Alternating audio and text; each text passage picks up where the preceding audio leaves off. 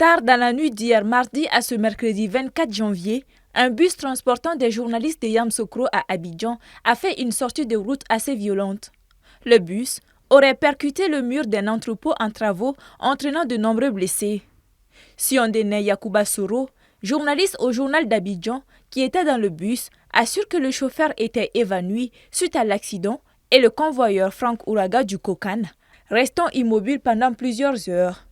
À l'arrivée du groupement des sapeurs-pompiers militaires, les blessés ont été immédiatement conduits au centre hospitalier universitaire d'Angré et au CHU du Trècheville.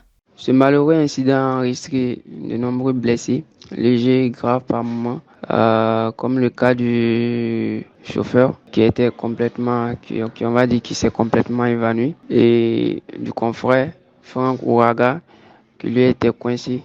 Il faut dire que de ce convoi des hommes des médias, c'était un cas UTV de 60 places. Après l'accident,